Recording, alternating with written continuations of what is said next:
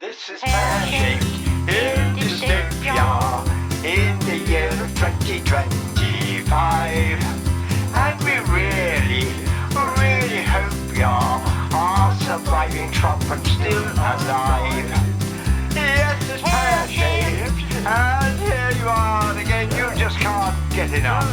Everyone thinks you're insane, but it's pear shaped in Dystopia. And I bet you'd love to like and subscribe. Well, good evening, ladies and gentlemen, and all our fans. Do you realise about 750 people liked the last episode on Facebook? Well, they didn't like it. They just pretended to watch it. But I think it might have been 725 bots. But yeah, so anyway, well, let's just pretend that there were 750 people who enjoyed the last episode. You know, fuck StreamYard. You know, this one is fuck Trump and Musk. That's a theme for the evening. So it has to. You have to. Pardon? It has to be Rump and Tusk or something. Yeah, Rump and Tusk. That's all right. Al seems to be he's gone all fucking psychedelic. So, good evening. So basically, I was thinking about it because I get so stressed out and wound up for this thing that I thought, no, we won't worry about the order of the videos and all that sort of stuff. What we'll do is and on previous episodes, my favourite thing was generally was the chat we had at the end of the show. So let's just have the chat. For the whole show? Let's just, for the whole thing. We'll just have the chat, and if it gets boring at any point, somebody can, I'll say, go on then, pick a number. And you pick a number somewhere between 1 and 13, and it's inclusive, and you'll get a little bit of a clip, which may or may not be visible and audible, but fuck it, I can just put them in later. So hopefully we'll see them. If not, it doesn't matter. Hello, I am the little Botkin Meerkat, and I am wearing the blue. And I am Alexander Meerkat, and I am wearing the yellow. Remember these colors, yellow and blue. It is good to wear the yellow, and it is good to wear the blue. But you must not wear the yellow and blue together, or Vladimir Putin will think you are naughty meerkats like the meerkats behind me in prison in Siberia, who are caught out wearing yellow and blue supporting Ukraine. If by accident you should be seen wearing yellow and blue in public, there are very limited excuses. Those are that you are a supporter of Bahamas, Barbados, Bosnia-Herzegovina, Kazakhstan, Marshall Islands, Nauru, Palau, St. Lucia, Sweden, Uruguay, Ankara, IKEA and Everton Football Club. So do not forget. But remember, it is not all bad in Siberian prison. We do not want to give you impression that Siberian prison is a very nasty place. There are many happy meerkats who are successfully rehabilitated and have fun time in Siberian prison, doing important work like breaking up boulders and digging the holes, and digging trenches, and picking the oakum, and walking treadmill, and shot drill, and turning the crank. All these are activities that make happy reformed meerkats, so do not worry if you go to prison. You will be happy meerkat, not sad meerkat, just stuck out in the cold, freezing to death, and made a walk around yard with no other activities. There are plenty of fun activities in the gulag for naughty meerkat. It may not be nice to be arrested, but you will get over it and be happy meerkat supporting glorious motherland in fight against naughty fascists in Ukraine. Hooray for Mr. Putin! Hooray!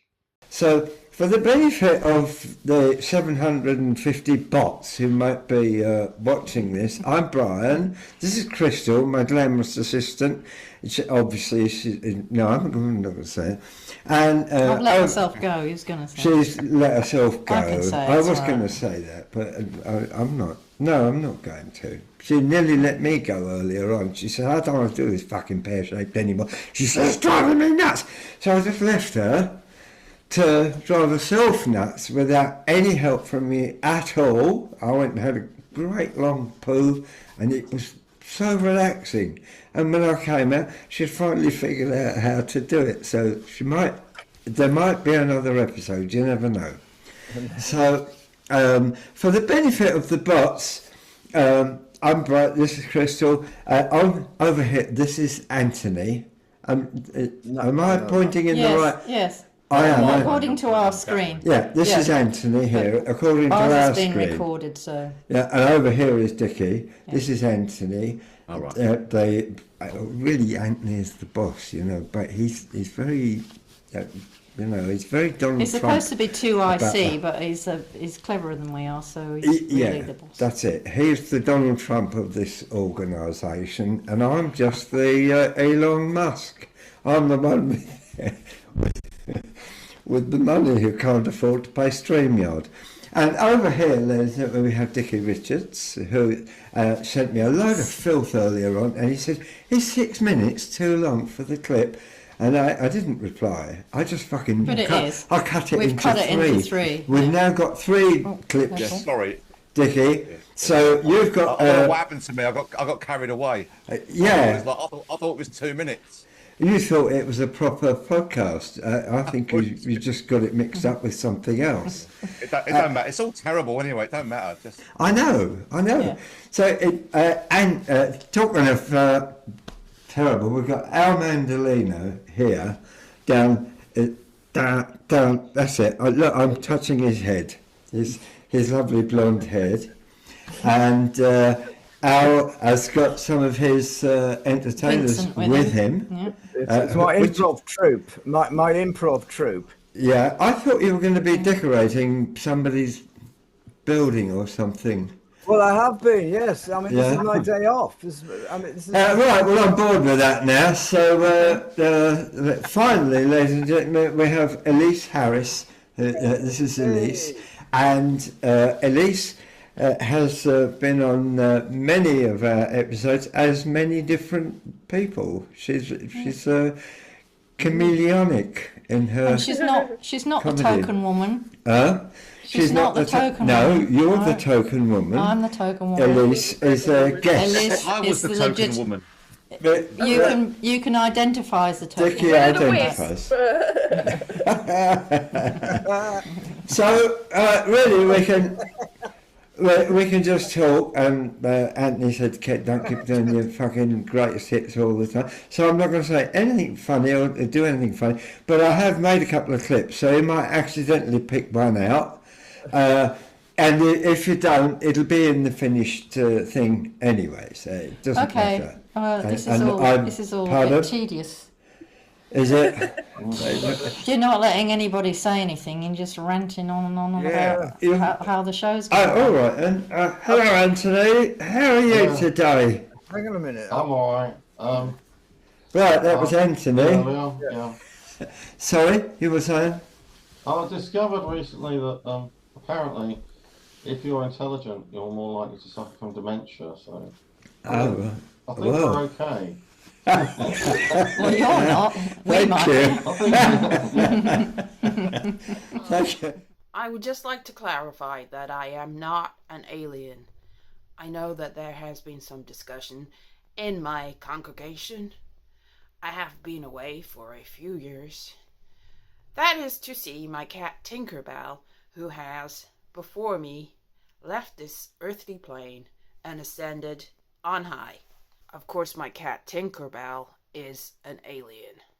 But I am not. I am simply the envoy on Earth for my cat who has come before us and ascended. There has been a lot of online chatter about things that are in the sky and on the earth and in the sea. And I would just like to say that my cat Tinkerbell is always with us. My cat has, as I have said before, everybody on Earth is welcome to join us. When you last saw me, I might have been talking about nutrition, or survival, or maybe just my cat. and the way that we will save everyone on Earth. This still holds true. Of course, there are some people on Earth who cannot come with us. You know who they are. Anyway, everybody else who is of a good and pure disposition and uses this symbol to say that my heart will go out to you will be welcome. My cat Tinkerbell says that peanut butter is the way, the truth, and the light, and everybody who survives this catastrophe will come with her to the promised land beneath the sea. Technically, it is not land because it is very wet. But my cat Tinkerbell says that water is life, and life is water, and water is the air, and the earth is the air, and the ear is the air, and the air is the ear, and the ear is the air, and the era of the air is era air. I do not understand or pretend to understand what she says. I am simply translating what she said, which was meow meow, meow meow meow, meow meow meow. I believe that is self-explanatory, and Tinkerbell said no more. We will join her in the promised land beneath the sea before too long, hopefully. Apparently, I've become quite forgetful. You've always been forgetful. And repetitive. I got told off the other day on behalf of not only me, but another friend of ours. I got told off. No, that's not what happened. What happened was, he started telling me an anecdote that he's told me, plenty of times. And I said, I've heard this. And he said, well, it's not my fault. I've got memory problems. I said, save it for when you see our other friend who can't remember anything either. And they can share their anecdotes ad infinitum and not bore the pants off each other. And I can stay out of it. Yeah, and I told him about this, but I know he's forgotten all about it, so I'm going to tell him next time he comes round. I'm going to tell him again. So, what amazes me is how do you remember that you're forgetful? She reminds me. I have no idea. As far as I'm concerned, I'm sparkling away throughout the day, and as far as she's concerned, I'm gibbering. But she has a special technique. She also knows I'm a bit deaf.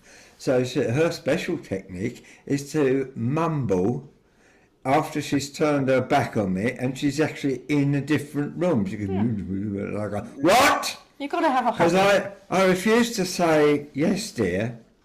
Like that's the normal thing is, oh, yeah, beep, beep, beep, beep. Oh, yes, dear. Yes, dear.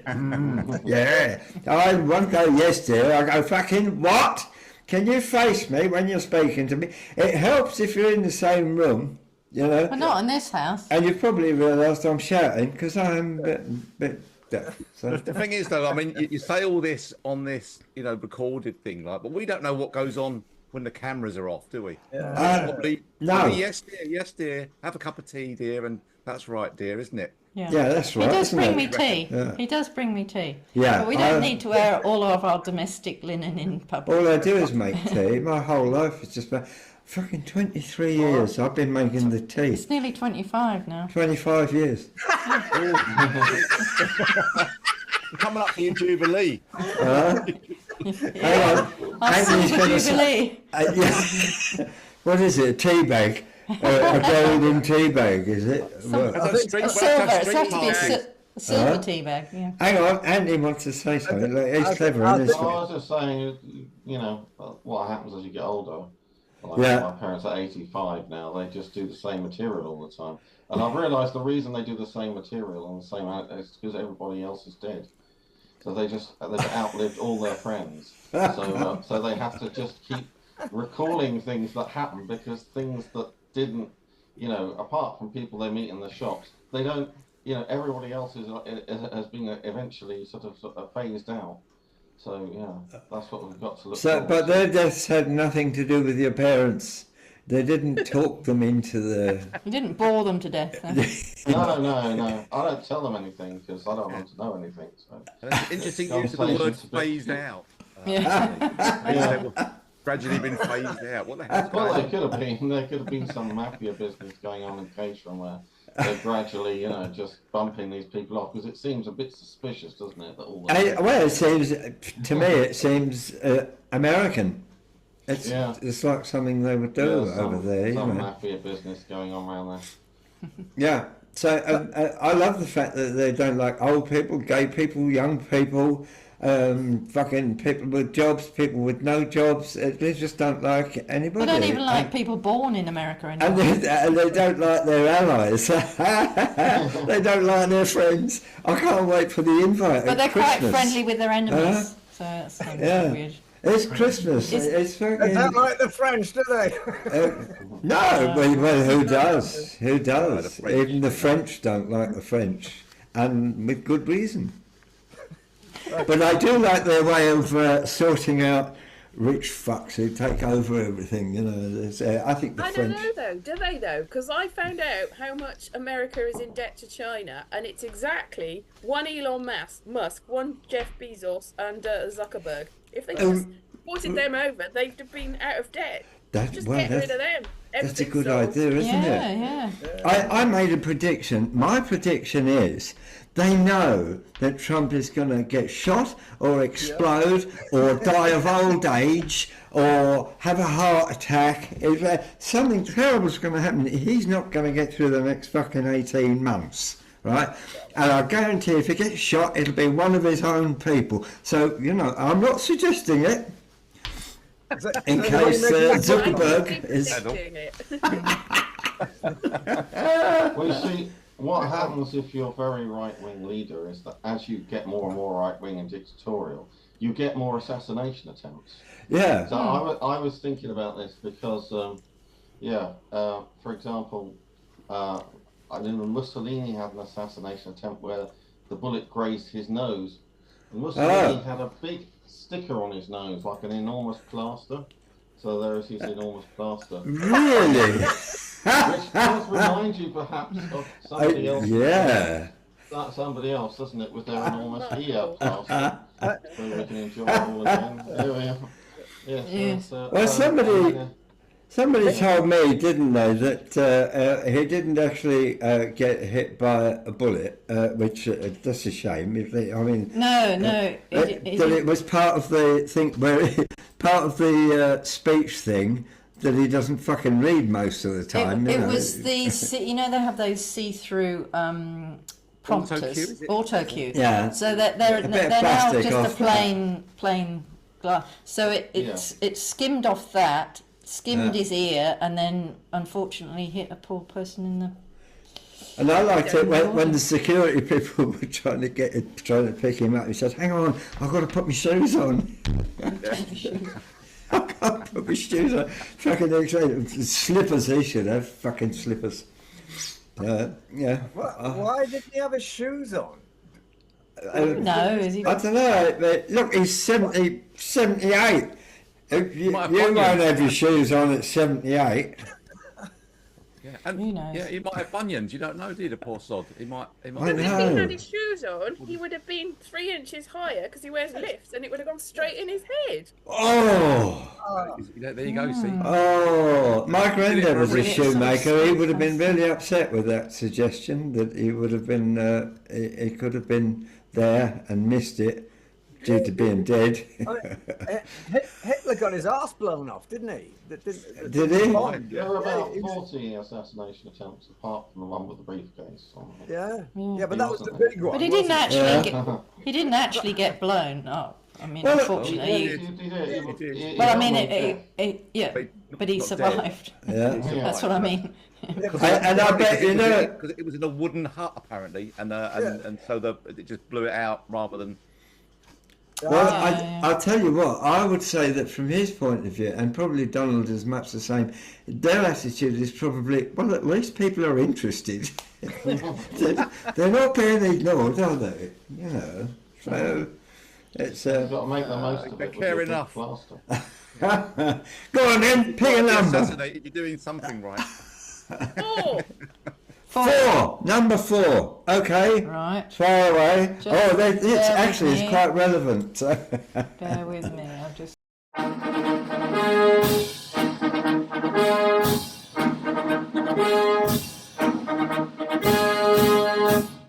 Hail to the Trump's ticket inauguration.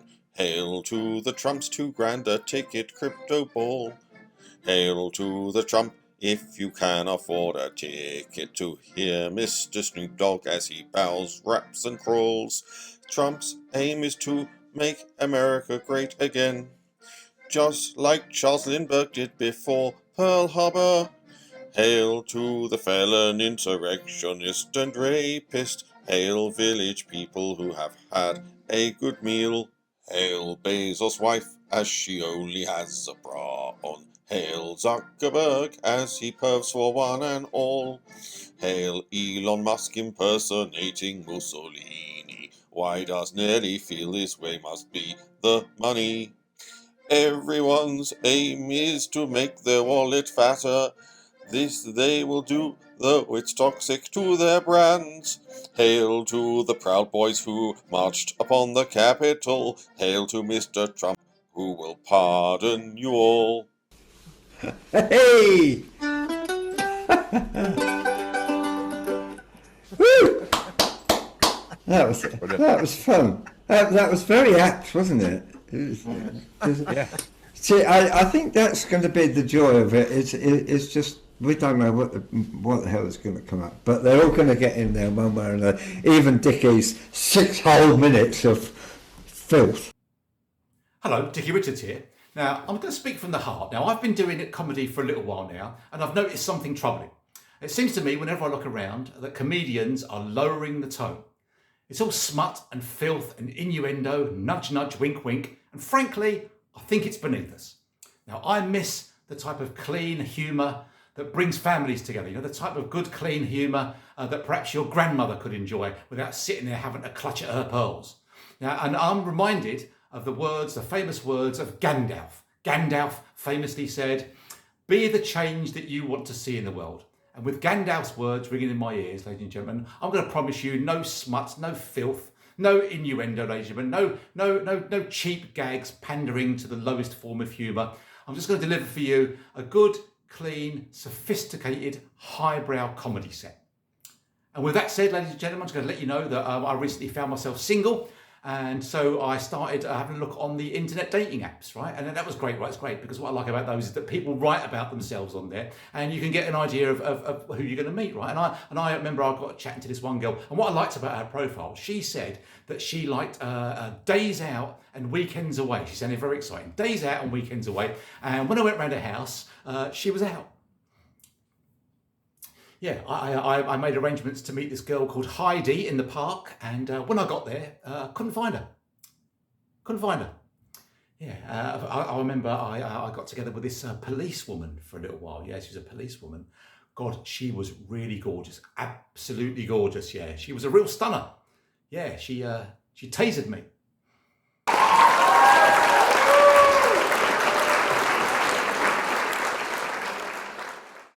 So what's happening in Wales? That's what I want to know.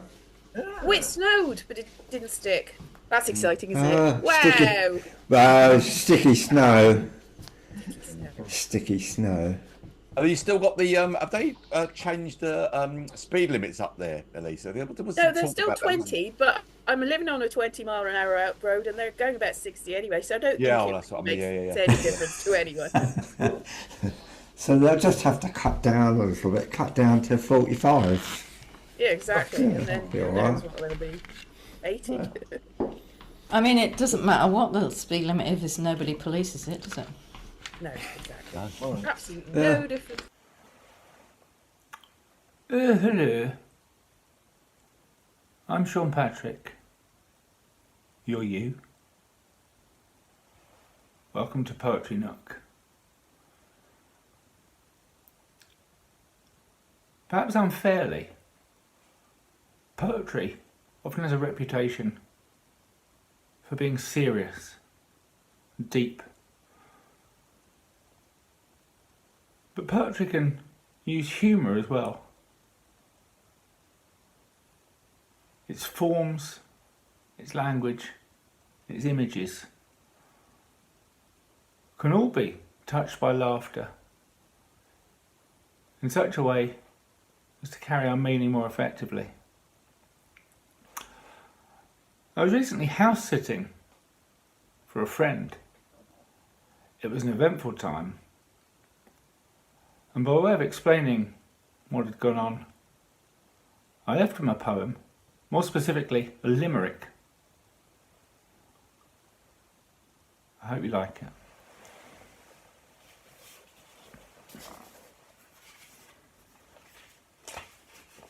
It's called House Sitting.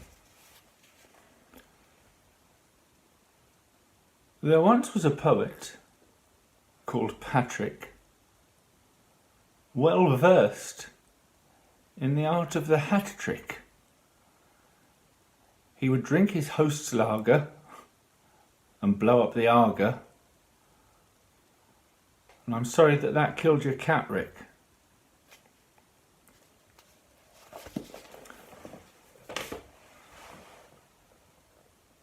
Join me again soon in the wonderland of verse. But afore ye go,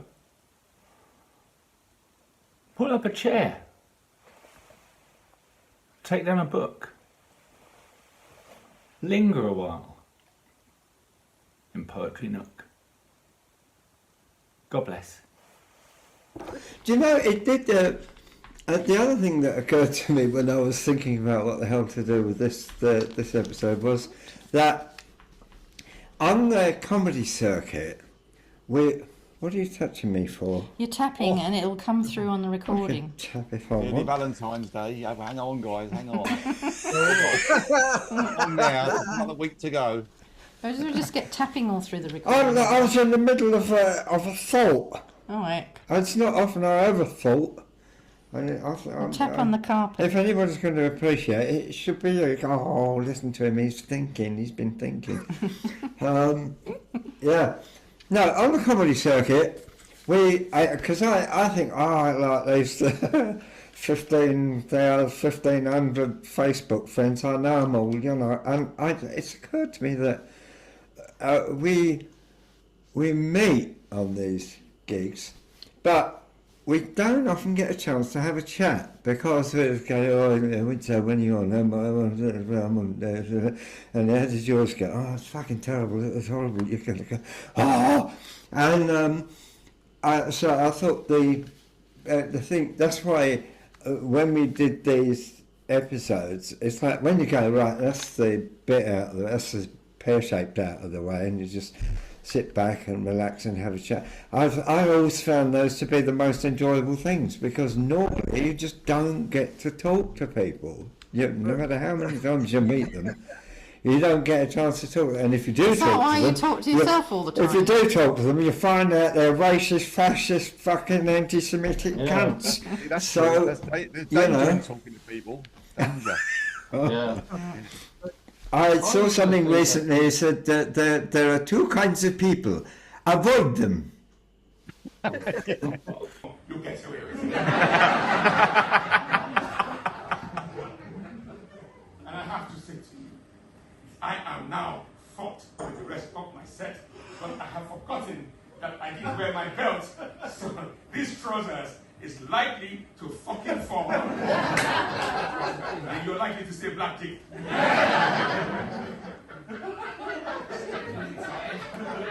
Unless someone has a belt. You have a belt. Yeah.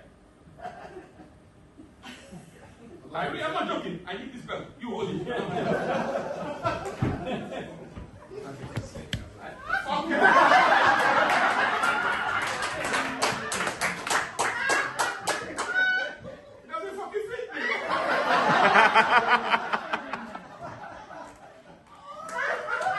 You big big.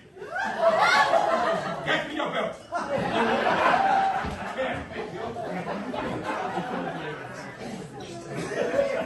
Are you enjoying this? You will never ever forget me.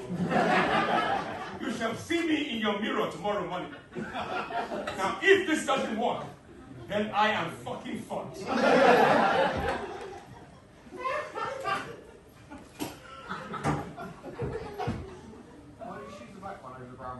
Shut the fuck up. Okay. Well, yeah. So when you mentioned then, so bots, you said probably 700. Yeah. So it doesn't give you any. It just says 700 views or something, does it? Yes, it doesn't say. Well, you can dig into it. Anthony will tell you that you can dig into it, and I'm just wondering what the bots like about it so much. they don't. They just want to send you advertising, or They ask want you to for check that things. it's not or, terrorist related or something. yeah, and now they want all your information. You know, now that America's been Based on this, taken I wonder over. what adverts will be shown based on. Well, all mine involve feet, veins, teeth, and hair, I and was getting skin. prepaid funeral plans. That's what I get. All Oh that. yeah, that's it. Yeah. You want to switch targeted adverts off, and then you get all the random things. They're like, do you want to see adverts that pertain to you? No, don't care. I don't know. Random stuff. Yeah. If we want to monetize what we're doing here, we need to turn this into a cookery show, because Oh, the lady, what a great idea. the daughter of the Yeah. lady I'm hanging expensive wallpaper for, she's got like 700,000 fucking followers on YouTube. Yeah. That's it. She just does vegan cooking. I think what I we mean- need to do is give out financial advice, because that seems to be the ones that I get sent loads of reels for. If people Gold, give out buy shit gold, financial. gold, crypto gold. Well, my favourite one is there's a bloke called Dave Ramsey whose financial advice is if you spend money, you're stupid.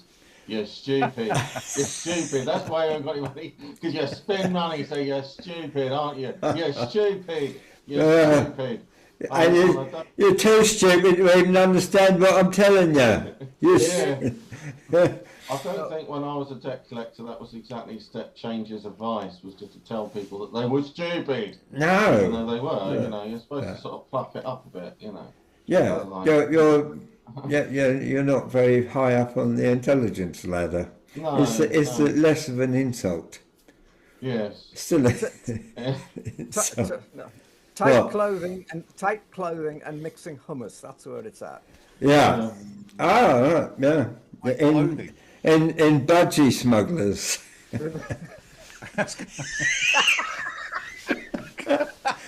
Well, I'm game. I'm game. Yeah, and giving out financial advice at the same time. No. Hey, don't waste your money on budgie smugglers. Look, you don't need them.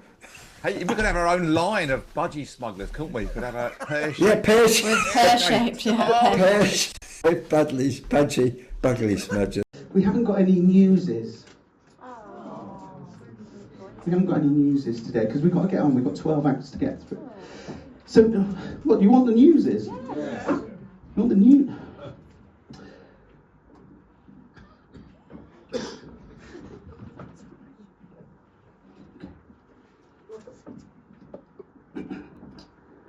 Norfolk police have been searching Lawton area for a child molester. Did you see that? So I phoned them up and I said, is it part-time or full-time? That's the sorry, I didn't. No, I didn't. What was I?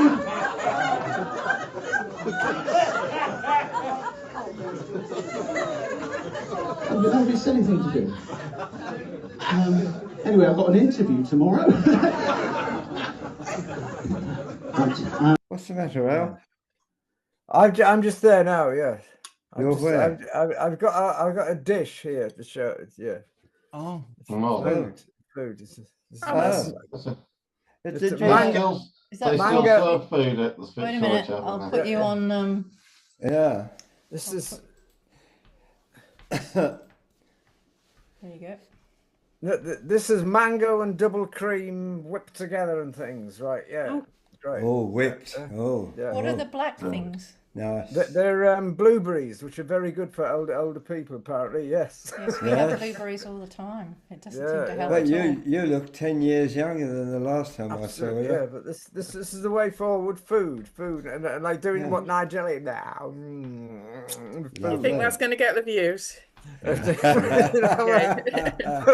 think that's more OnlyFans, really. Be niche. It's a start, isn't it? Yeah, it's a start, isn't it? Nice spooning. Oh. Oh. Creamy. Well, Yes, Keep it premium regulator. fetish content. it's making me feel slightly queasy. Oh, queasy. Oh, hey. Well, I tried.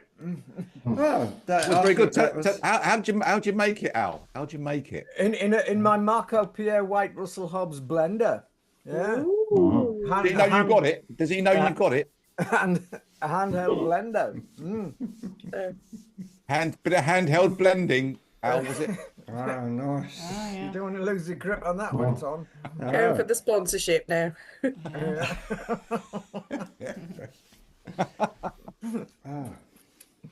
Al, you didn't you send me a clip last time that I didn't use?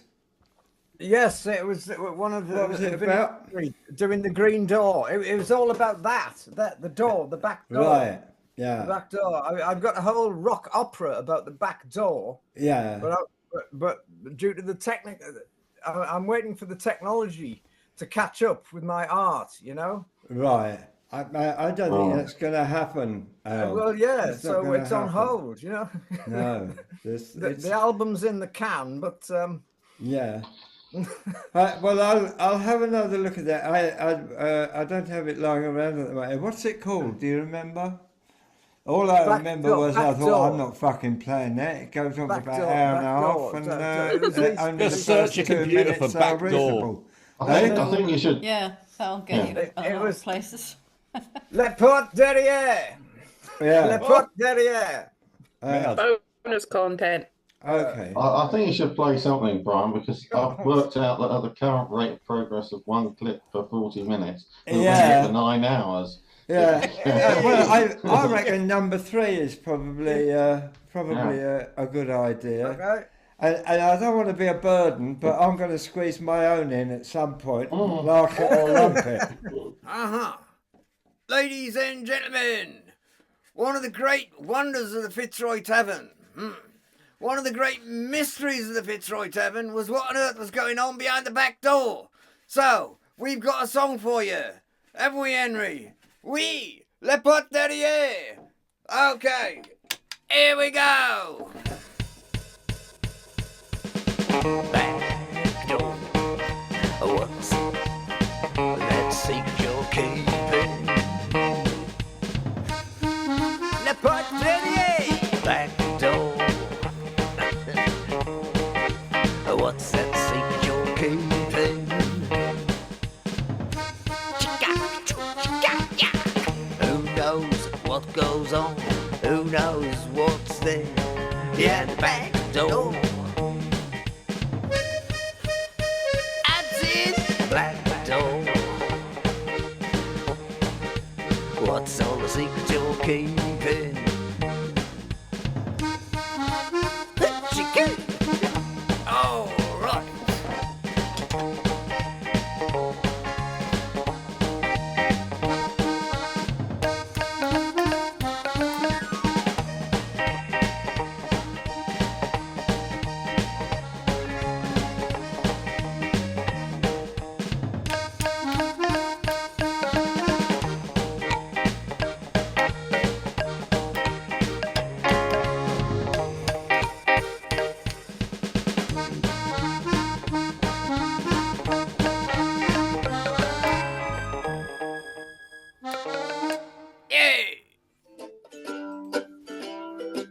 Cookery with Al Mandolino.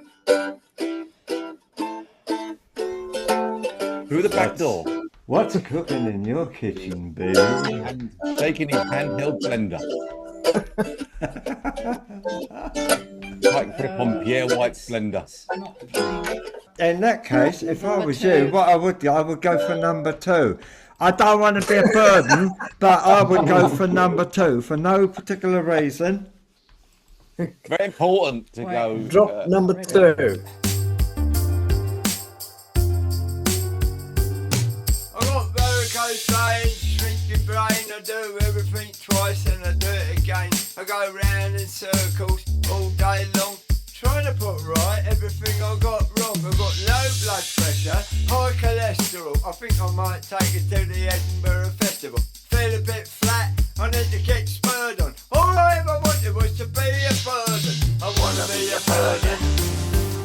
I wanna be a burden. I wanna be a burden on society. I wanna be a burden on society with doctors and nurses looking after me. I want blood tests, brain scans, x-ray pictures of me lungs, me heart and all me other strictures. I want young people seats on buses and trains. Psychiatrists telling me I must be insane.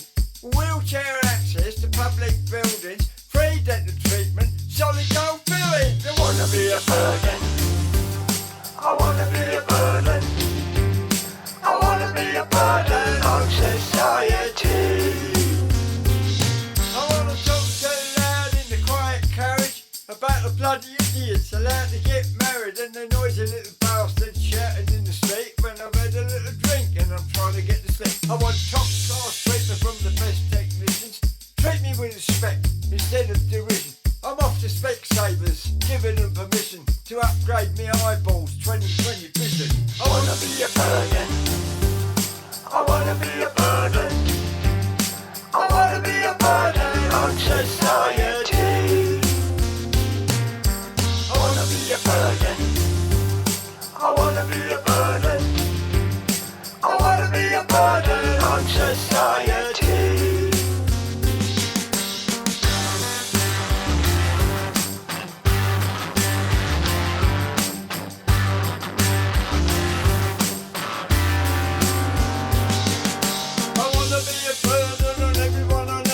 When they're in a hurry, I'll be on a go slow. I always paying pennies in the post office queue, cause I wanna be a burden in everything I do. I want a motorised wheelchair, shopping expeditions, a library of dirty books, but only first editions. Sorry that you found me in this terrible position. I live my whole life with only one ambition.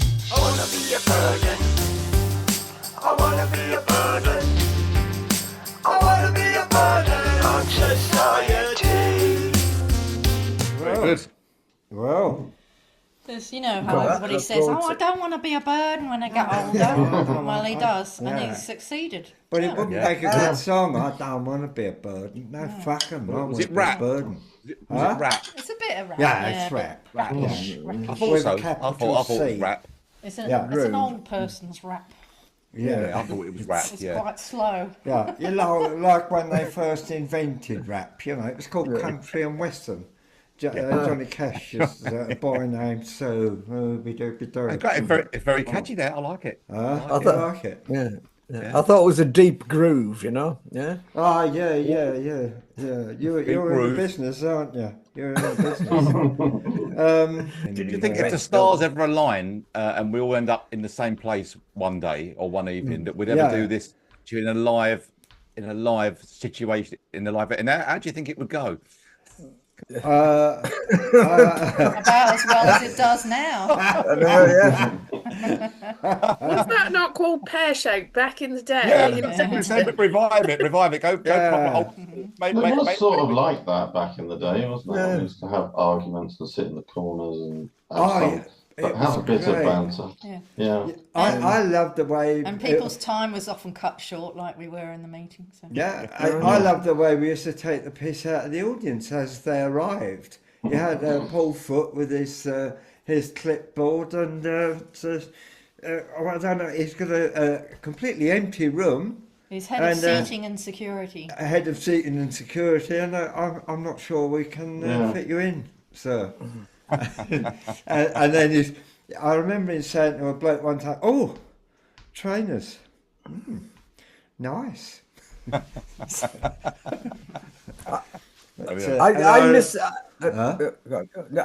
miss going to the bar. You know, when I used to go to the bar. That was I used to love sending you up to the bar, especially knowing that you don't drink. Yeah, I used to love that. Yeah, it was like £4 a Guinness and a lime. Are you sure you want a lime and soda? Yes, I want a lime and soda. And I've got you know that the lime is very expensive. The lime and soda was more expensive than the Guinness. I've got like half a gallon of lime and soda undrunk on my table. And are you sure you want another pint? Yes.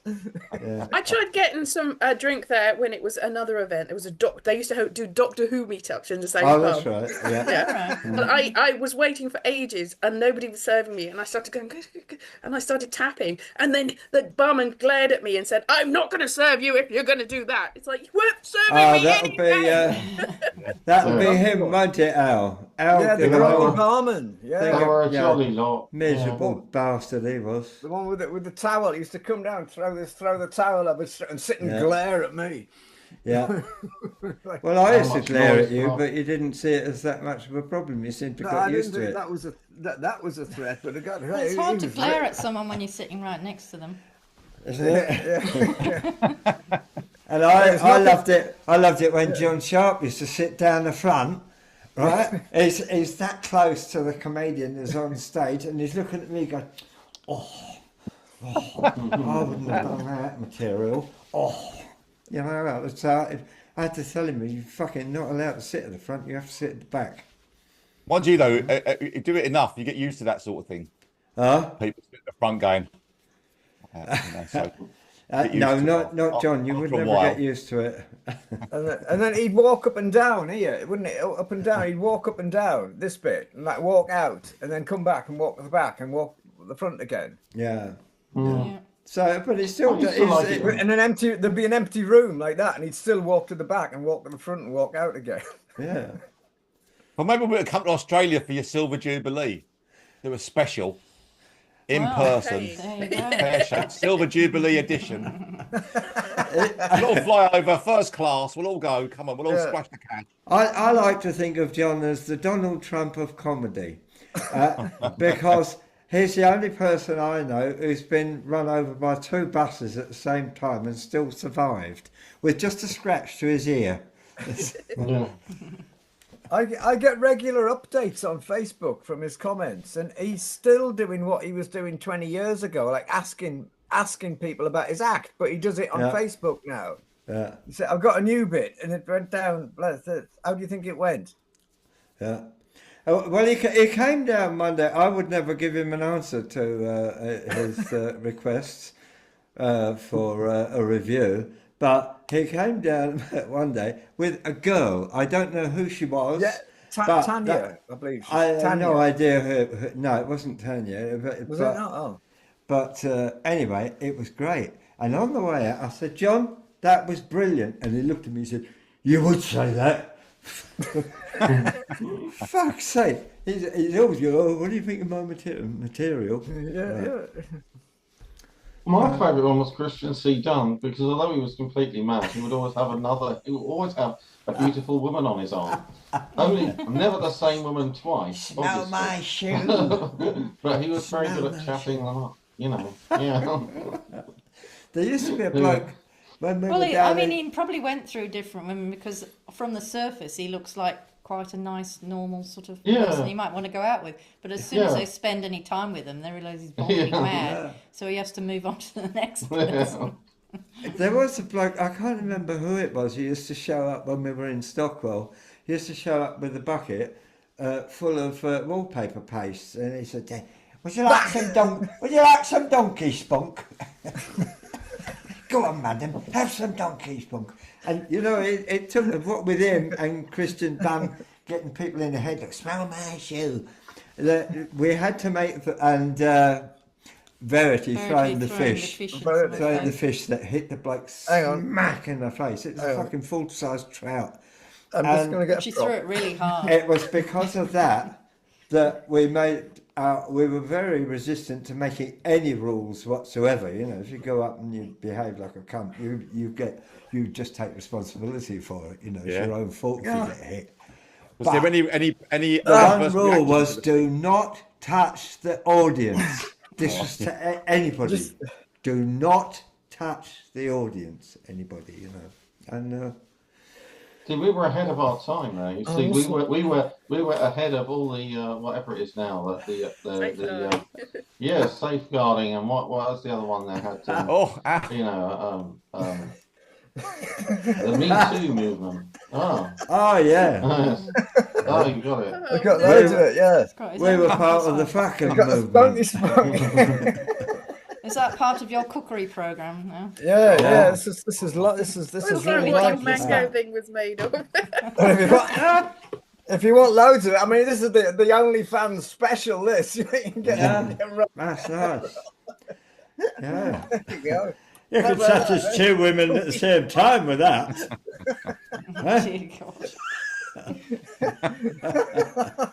All men, we're not excluding them. Yeah. Yeah, there you go, eh? Go. So I reckon it's time for another one. Time for another one, yeah. And I think maybe number 8.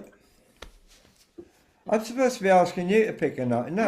Number 8, Ryan. Number 8. Number 8. Not All number right. 8. A special No, request. because that person isn't here. You might as well play somebody who's yeah, here. fuck him. He's not here. If he's not here. All right. Here. Okay, then it'll have to be number 11. No. Yeah. Number 11. Number 11. Yeah. Yeah. That's not All number the legs. 11. Yeah. Hello, Dickie Richards here. But then I did get together with this one girl, and what I liked about her, what she said in her profile, this is what she said. She said that she liked gardening and exercise, right? And I thought, well, she sounds exciting, right?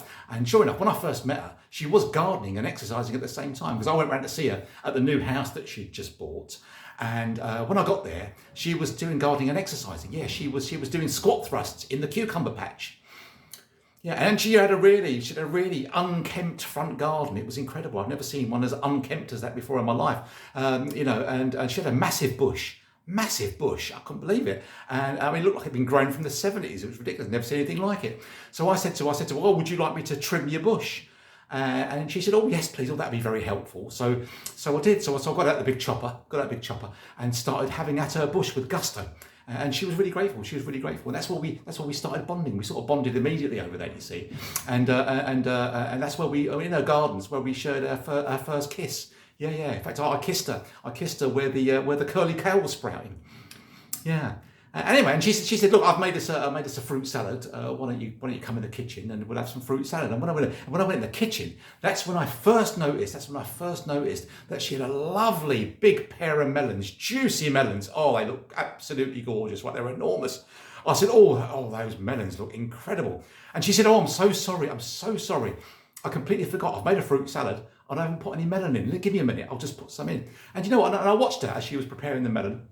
And she was chopping it up and she was adding it to the fruit salad. You know, sometimes people have a nice way about them, don't they? And I just stood there, enjoying watching her, toss my salad to perfection.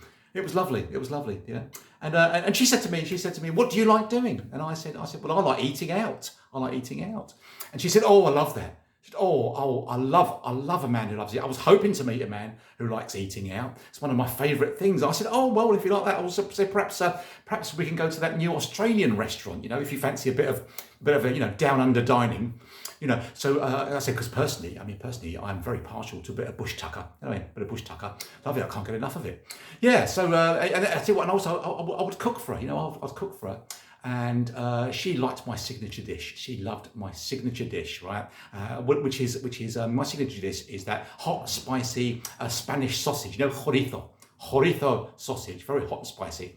And what I do is I make this dish where I marinate the chorizo overnight in scrumpy.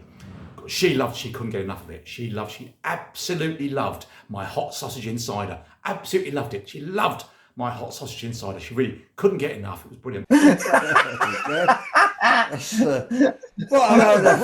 That was brilliant. Who's that? That was brilliant.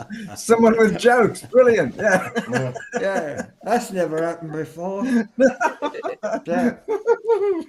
I'm sure Anthony's got a couple of jokes tucked away. That was reminding me of J.D. Vance, because somebody said to him in an interview about the Capitol rioters being released, you realise that they used an electroshock weapon against a policeman.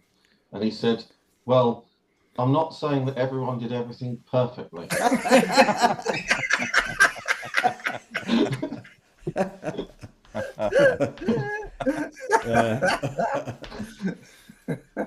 I reckon Elise has probably got a couple of stunners tucked away.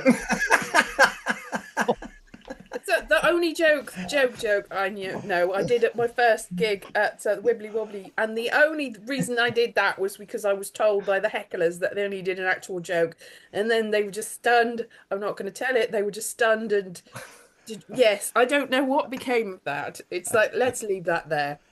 I don't know whether it's even a joke. It's and also I said a friend of mine told it me when I was 13. They were like, "Well, you shouldn't steal other people's material." It's like, okay, I did credit them though. What was the joke? I want to know what the joke was. Where was it? All right, but prepare yourself. Okay. I'm not saying it's funny. It's just a joke. All right. I think we'll be the judge of that. A chicken with a jar of peanut butter. I don't know. What do you get if you cross a chicken with a jar of peanut butter? A cock that sticks to the roof of your mouth. Boom, boom. That's all right. You've got a joke, haven't you? You've got a joke tucked away. Have I? Yeah. No, I don't think so. No? All right. I've got a joke. A skeleton walked up to the bar. He said, "Have you got a pint of Guinness?" 2 minutes later, he said, "You ain't got a mop, have you?" He said, Guinness goes right through me. Go right through you, yeah. Yeah. So that's a joke. It's an idea, actually, isn't it? Telling jokes. Yeah. It's Guy that told me he was called well. John Carlson, by the way, and he's an actor now in things. You can see him in various things. Yeah. Sean Carlson is what Sean he goes by Carlson. these days. Sean Carlson. And that was his joke, was it? That was his joke that he told me at youth theatre. I left youth theatre shortly afterwards. Oh, right. You know, we used to compare Wibbly Wobbly for Malcolm. And it was sort of... it used to be quite excited. There was the night when the Incognito came down. He walked up and he told one joke, and a woman came up and slapped him round the face. Great big smack. And then followed him around for the rest of the night. "You bastard, I'm going to fucking have you." And But then they sat down and had a sort of big old heart-to-heart, and I think he ended up taking her home and shagging her. yeah. So as That's all she wanted. That's all she as- wanted. Yeah. It's obvious from the Oh, what start. about when Sabrina came down? Sabrina George came down. Malcolm said, "All right, hey, right, nice. I like fat women. What the fuck?" He said, Sabrina. Never met him before. So he was a You couldn't do smooth that talker. now, could you? You couldn't do that he now. could. Malcolm probably would. People used to Malcolm ask- could, yeah. I liked it when there's the audience at up the creek. You say, "Malcolm, get your cock out." "No, I can't. It's my mum's in." "Oh, fuck her," and you go, bonk. The way he used to walk on as if just not, it was completely naked. He'd come on and he'd just act. It was brilliant. Just act like nothing untoward was happening, nothing out of the ordinary. And everyone's like gasping and laughing. He was just like, it was brilliant. You know, he used to play blues harmonica. Yeah. Yeah. So he said to me, he said, "Come up and play the guitar for me while I do the blues." So he played. He did this bit, and then he turned to me and he said, "Take it away." And I went, "No, just fucking take it away." He said. Yeah, which is quite good. Go on, pick a number. Malcolm had some good jokes. We can tell a couple of Malcolm's jokes Go because on, he can't tell them anymore. All right. There was an old woman who lived in a shoe. She had so many kids, a cunt fell off. That was one of his subtle ones. Yeah. And then How'd you make a nun pregnant, wasn't it? That was the one. How'd you make a nun pregnant? Fuck her. Yeah. That was. And then he had one about all the people. He said, "All these poor people in Africa are all starving. They are all terrible, terrible."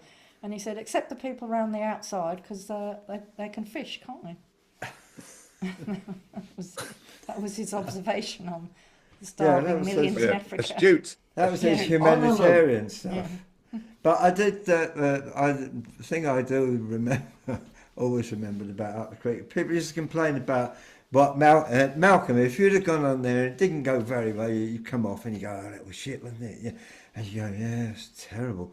And he said, dude, come back next week, have another go. You know what I mean? So it didn't matter.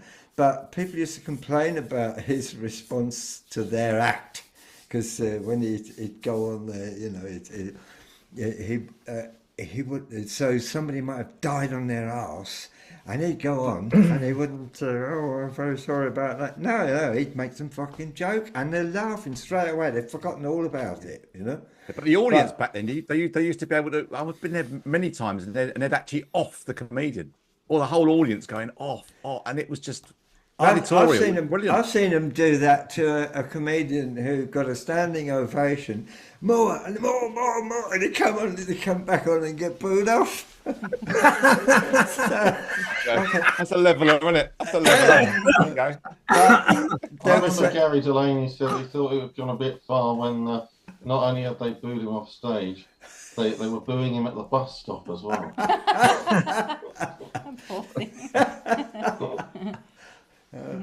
But there were two girls who used to do a nun act. They were both dressed as nuns, and they used to come on stage and talk filth, and it was wonderful, really funny and everything, you know. But this particular night, they had a shit one up the creek.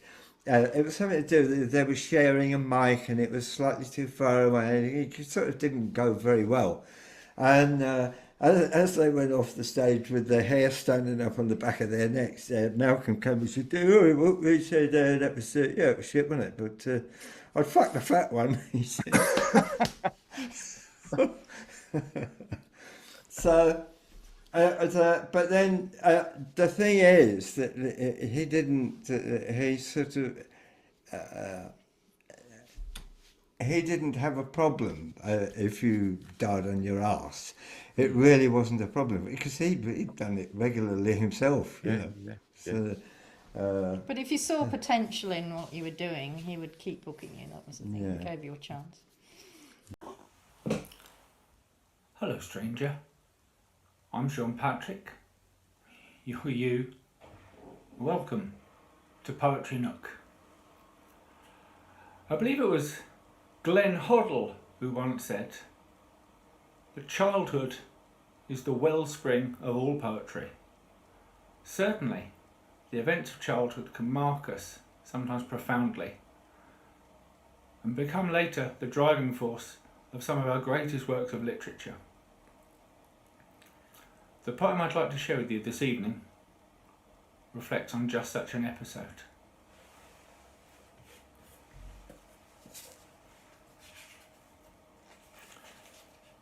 That day.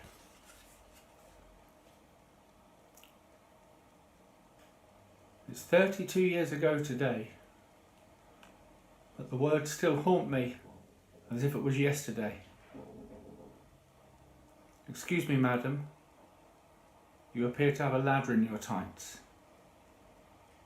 My mother, the B&Q shoplifter.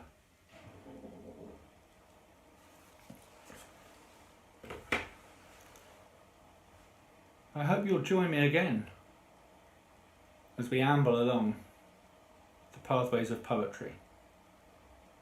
But until then, pull up a chair, take down a book, and linger a while in Poetry Nook. Good night. Oh, God. I used to like it when you rang him up and he'd be like, I rang him up once and said, I said, are there any spots going up Wibbly Wobbly Bank? He said, oh, well, I don't know. I'll have to look. I'll have to check the diary. Hold on.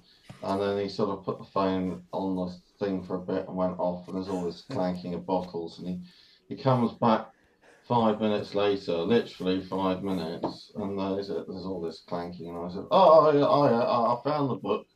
I found the book now. Yes, I'll do it now. Let me just check. Well, I'm afraid the first spot I've got isn't available until next week. Is that all right for you? Well, Okay, we've we're running out again. starting running out of time. How long have we got now? we How got long have we got? 9 minutes. Nearly just over 9 minutes. But because we used to regularly compare it on a Monday night, and he used to give us like 50 or 60 quid for doing it and stuff. And then after he died, Chris Luby was running it, and we did it, and he gave us 80 quid. And we said, oh gosh, that's gone up. I didn't think. He said, no, it's always been 80 quid. Because Malcolm used to pocket the rest. And he used to borrow money off me. He always owed me about 100 quid. Yeah, he used to give you, like, if you'd done like up the creek or something, you got 150 quid or something, and then he goes, oh, can you lend us 50 quid? Like, okay, so you'd have to give half of it back. Sounds like the music business. I mean, and there was a point where he was living with Cole Parker, and and Boothby. Yeah. I was going to write a sitcom about this, like the three comedians living because together. he and Boothby were in sort of mid-potential divorce. You know, I said, oh, fuck them, we'll find somewhere else to live. And I don't know why Cole was there, but anyway, they asked us round one night, and Malcolm said, you hungry? Yep. So he gave her a duff £20 note. No, he gave me £20, and he said, oh, you can go up to the kebab shop at the top of the road. And then he went, hang on a minute, and he said, let me look at that note. And he looked at the note and go, oh no, that's a real one, it's all right. Yeah. So it was the first time he'd met you, as far as I know, and he sent her out for a fucking kebab. No, he had met before, but he that was the night. I think we gave him a lift home from up the creek, and we parked sort of down the road from up the creek, and he walks all the way down to the car, and we all pile into the car, and then we go up to opposite up the creek, and there's this little turning, and he said, here. And I went, oh, really? It's like a cul-de-sac. He said, yeah, but I live here. We'd gone all the way down to get in the car, and he lived opposite. Yes, I'm just finding that. Yeah. Anyway, I'm just finding another clip. Yeah. Oh, yeah. I forgot. Hang on. Yuki.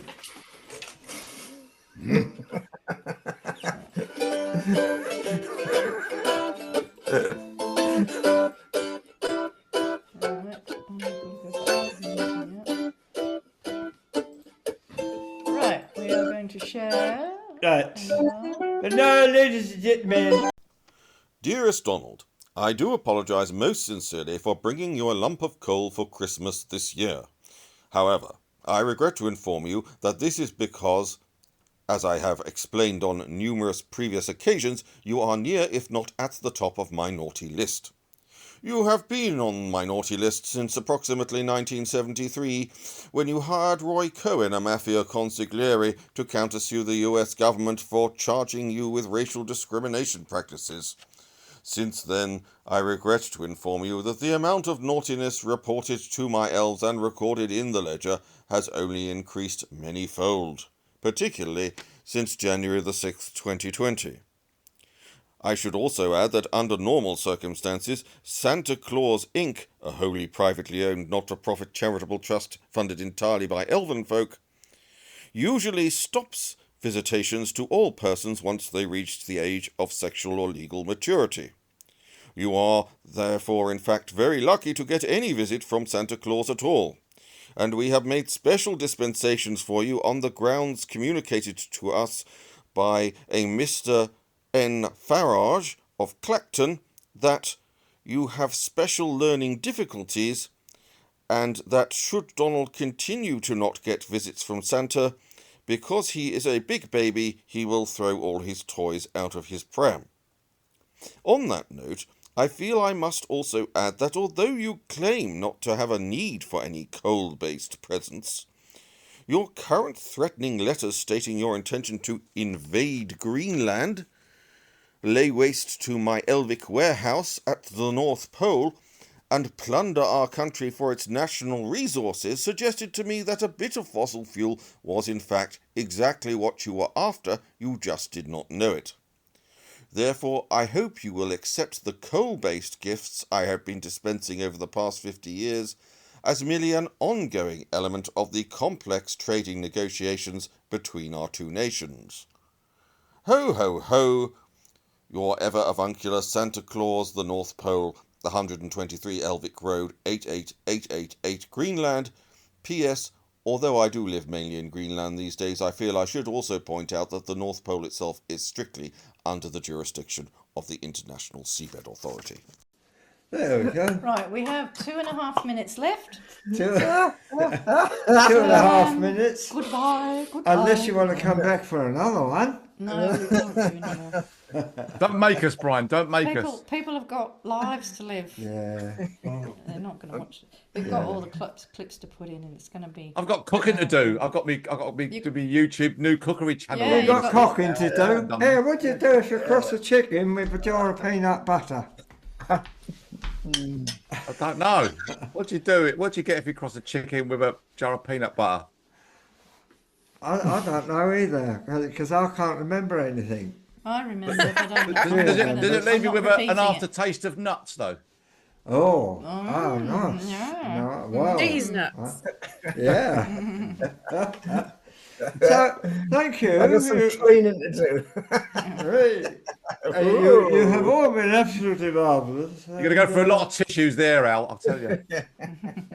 And I'm sure the 750 bots will enjoy this show. Oh, I'll tell you what, big shout out to all the bots out there. Yeah. Tuning in. Yeah, botty men. And if any real people are listening, are watching. Yeah. And good luck. Condolences. And you'll be amazed at how I managed to slot in all the clips that we've got and make it look like they're part of the show. This holiday weekend, why not get yourself down to Crazy Don's Pardon Jubilee? It's a criminal bonanza with fun and pardons for all the family. Making false statements, pardon. Premeditated murder, pardon. Mail fraud, pardon. Racketeering, pardon. Premeditated murder, pardon. Unpremeditated murder, pardon. Perjury, pardon. It's a pardon jubilee. Our operators are waiting to speak to you. Just call this number, give us your credit card details, your house deeds, and tell us what crimes you'd like to be pardoned for. And Crazy Don will pop your pardon in the mail. No fuss, no quibbles, no jail time. Don't forget, this is the closing down sale. Wow. All pardons must be issued by midday Wednesday the 20th of January 2021. I hereby grant you a full pardon. Pardon. I feel so good about myself. All pardons are valid for federal crimes only. All customers must be American Caucasians with no friends of color. Not available to residents of the states of California, Georgia, Pennsylvania, or Nevada. Seamless. Yeah. Okay, it's the it last, amazes me. The last minute. It's the last minute. So we'll maybe in another couple of months we'll do another one or something. Or another couple of weeks, because I've enjoyed this one. We're doing the Adelaide Festival in March. We're doing the Adelaide Festival. Okay, less than a minute. It's going to end abruptly. See you guys. See ya. Thank you. Take care. Make good choices. Yeah, thank fuck that's over. I thought it was never going to end. Try not to die. Oh, yeah. We'll try not to. Yeah, a bloke, he met an old bloke in the graveyard. I said, "You come here to die?" He said, "No, I come here yesterday." All right. What do you get if you Really cross how a we're going to chicken? end the show. That's What do you get? We could try a Mexican wave thing. Yeah? Mexican wave. So here we are at 5 o'clock. Here we are at 5 o'clock on the 4th of August, on the way to Edinburgh, 5 o'clock in the morning, up waiting for the sun to rise. Me and the woman I love. She's over there. She's on the other side of the camera. She's a wonderful. Mr. and Mrs. Morris Minge went for the month to the Edinburgh Fringe, scribbled and scripted a marvellous show, then off to the land of the Scots they did go. With wit and good humour they duly arrived to garner attention and praise they contrived. And the menu of choice they had great expectations of laughter in rafters and standing ovations. The Minges were known to be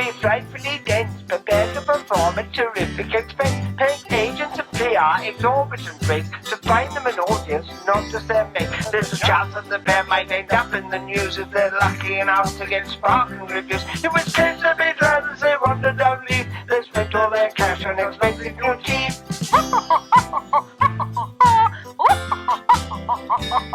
All they needed was access to Radio 4 to gain some attention and open some doors. For the new TV program will know who they are. And it's more important to see these new stars. But now the poor ninjas, their money all spent, disappointed to find they were never on trend. And the last train of body was there to be found, but a dirty old man and his mangy old hound.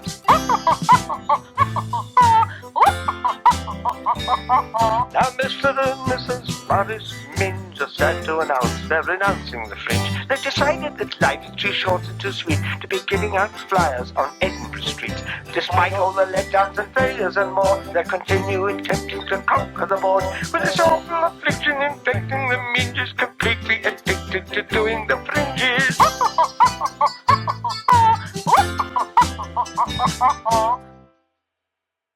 And when we went out for a few days, we went to the cinema. I remember going to the cinema, that was the thing we used to like doing.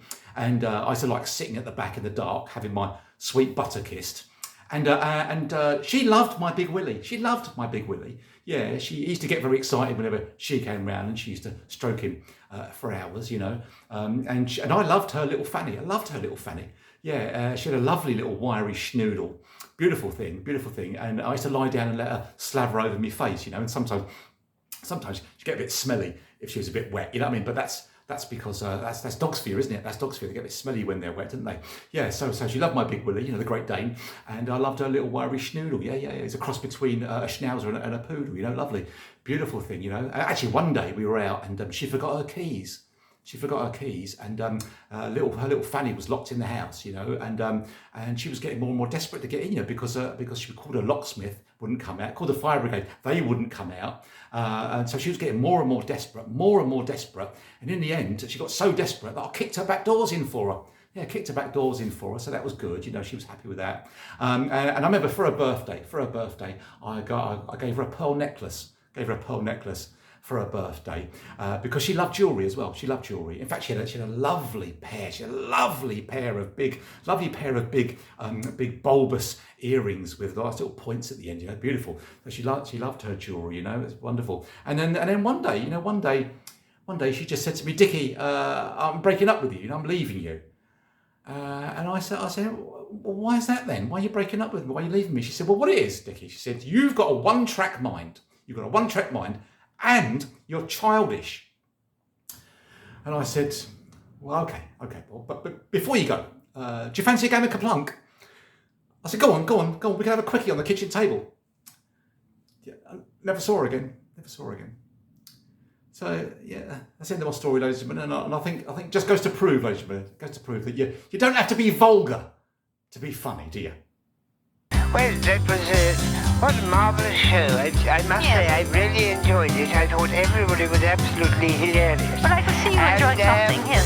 In fact, I'm so happy that I would actually like to pay something. Yes, but I don't know where to start, actually. Normally I have a little man who deals with the money for me, but he got in a fit of laughing and he seems to have disappeared somewhere. I know how to do it. So, how do I pay? Scan the QR code or follow the link. Well, that was pear-shaped in Dystopia. Wednesday night at 8:30, once a month.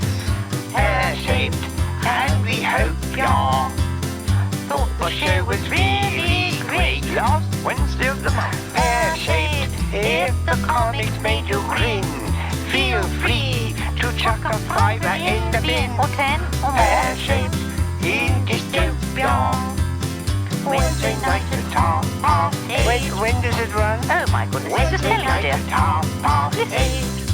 There you are. Is it next week? No, end of the month, dear, end of the month. Next month, the end of the month. Correct. Yes. Right. Well, I shall be here, so yes, thank you will. for everything. It's all right. And I'm just trying to figure out how to pay. Well, you've been told, dear, if you haven't worked it out by now. Looking at me when I'm walking past the mirror.